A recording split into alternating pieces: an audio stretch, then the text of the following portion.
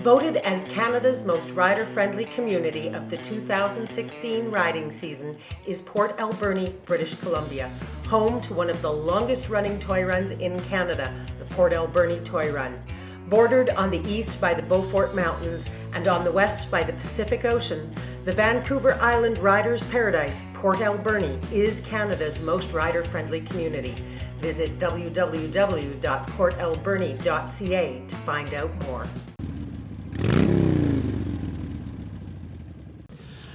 I'm being joined right now by Satin. She's a member of C.A.V. She's actually the president of Groningen Unit, one of the smaller units of C.A.V. Tell me why you decided to become a C.A.V. member. I just didn't quite fit into the usual veterans groups, is basically what it came down to.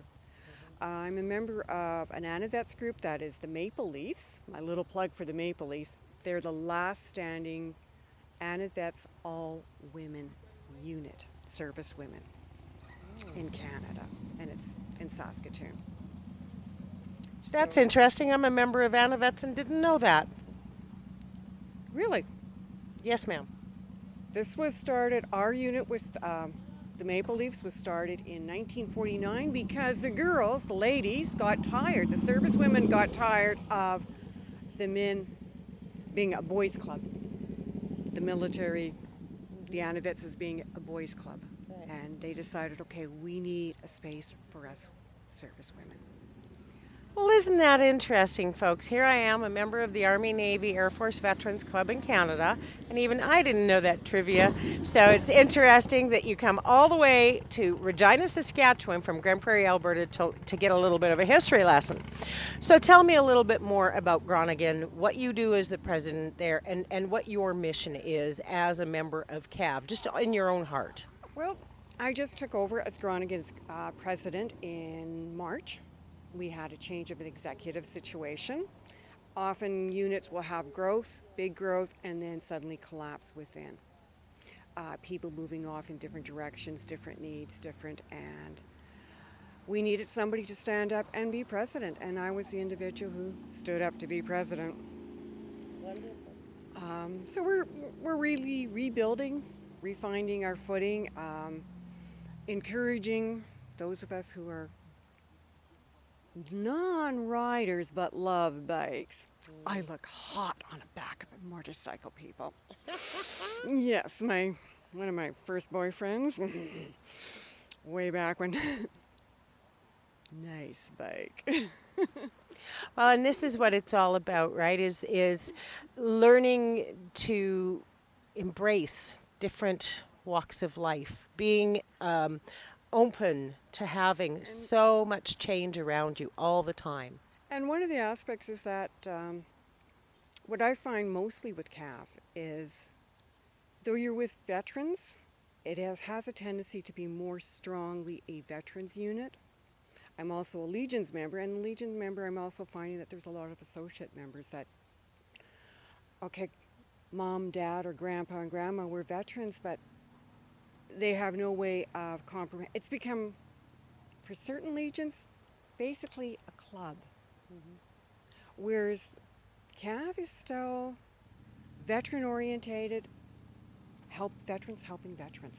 And the people who become in as our supporters, being supportive of that. I think part of it is, too, if you think about it, the difference between the Legion and the Army, Navy, Air Force Veterans Club and C.A.V.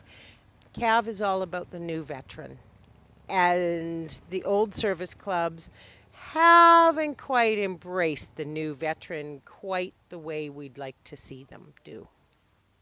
Exactly.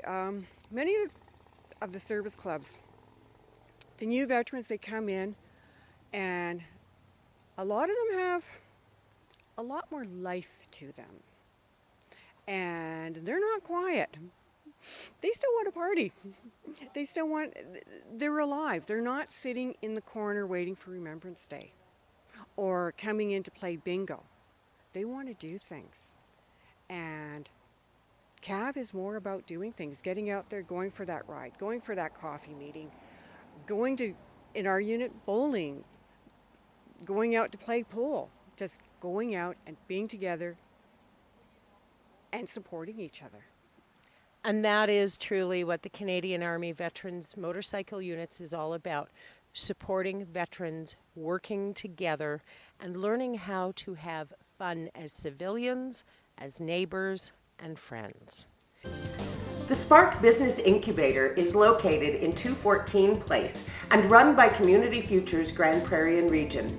It can provide a new or expanding business with the supports to be successful. www.gpsparkincubator.ca.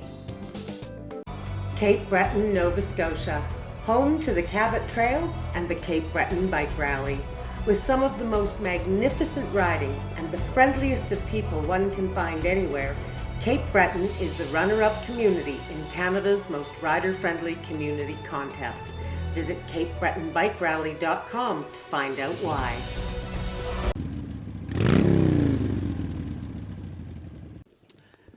We're in Regina, Saskatchewan at the RCMP depot, and I'm being joined by a gentleman named Al who is with Veterans Voices of Canada.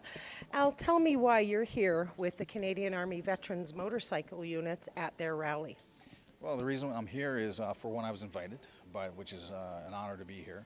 But I just feel that it's important that we attend these rallies. We talk to the guys and the gals who have actually fought for us, who have fought for our freedoms, just to chat with them, see what's new with them, and just to give them support and know that there's a lot of people behind them and who support with what they are doing now and what they've done for us in the past. Now, Veterans Voices of Canada does a number of things that are rather significant when it comes to helping us keep that connection to our past and with our veterans. So do you want to tell my audience a little bit about what it is that you do? Sure. Well, I started Veterans Voice of Canada back in 2006. And the reason why I started it was because I have family members, World War I, World War II, Korean War veterans, right up to Afghanistan who served. But one in particular, North Nova Scotia Highlander D-Day veteran, he told me some of what he did and what he experienced with the North Nova Scotia Highlanders. I always felt that it was important that our veterans were documented and we knew exactly what their experiences were for history and education. But basically I was a history buff ever since I was this big. And before my Uncle Pearlie Cameron passed away, he said it's important that the stories of our veterans are told. I had a television broadcasting background, so that gave me the technical skills to be able to sit and interview our veterans. And on 2006, October in 2006, I interviewed my first veteran, and up to this point, I'm closing in on 1,500 veterans interviewed on camera for history and education. What is your intention for the film that you are capturing? Well, it's a two-pronged effort. I feel that it's important that we as family members know what our family veterans, our family heroes did for us. So we donate a copy of the interview to the family. But most importantly, or equally as important, I think, is that the fact we have to make sure that you can hear about it second or third hand, the stories of our veterans. You can read about it. But when we sit down and we listen to our veterans tell their stories, that's most impacting. So that's why we do it on camera, and that's why we feel it's really important that it has to be done that way. So you've got this great video collection of all these amazing stories from our veterans. What are you going to do with them? Well, that's pretty much it. We're going to, in effect, it's going to turn into a National Treasure Archive, a very important one. And that's the intention is to get them edited at some point, get them to schools, museums, libraries, educational systems across Canada. And we've had requests from across the world, from the UK, guys specifically who have been in Bomber Command, so they would like to have copies themselves for their archives. So it's for history and education, and we want to make sure that people see what our veterans did for us, what they sacrificed for us. And hearing it firsthand from them is going to really touch people's hearts, make them understand what that sacrifice meant to that veteran, and hopefully to their families as well. Now, there's something else that you do that is rather unique and interesting. It's a project that you started out of Sylvan Lake. Do you want to tell us about your Flags project? Sure can. Well, Flags, Veterans Voice of Canada, Flags of Remembrance, it first happened in 2014, in October of 2014. It represents 128,000 Canadian killed and missing in action military veterans, or not veterans, but killed in action military, as well as our RCMP.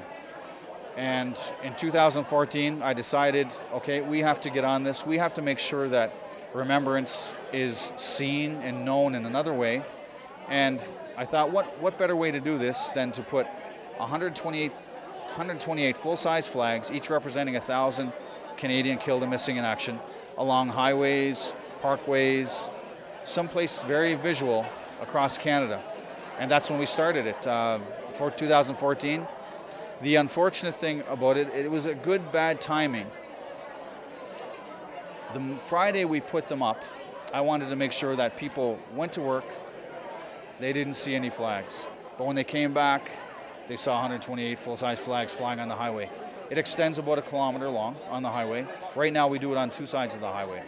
But the first week that we put them up, that Monday, Patrice Vincent was taken down by an incident. And that following Wednesday, Nathan Cirillo was also taken down at the cenotaph. So that gave us a lot more exposure. It gave veterans a lot more exposure. It gave our missing and killed in action a lot more exposure. So it's just turning into be an amazing thing. Since 2014, we've expanded it. This year, in 2017, we've got 14 sites that on October 7th, all at the same moment, we will unfurl our flags on that day, right at noon Mountain Time. So it's going to be an amazing thing, and that's another reason why we're here at the C.A.V rally. I'd like to ask C.A.V to be a part of what we're doing in the prairies across Canada, but it would be great to have them as a partner to help us do this and make it a national institution.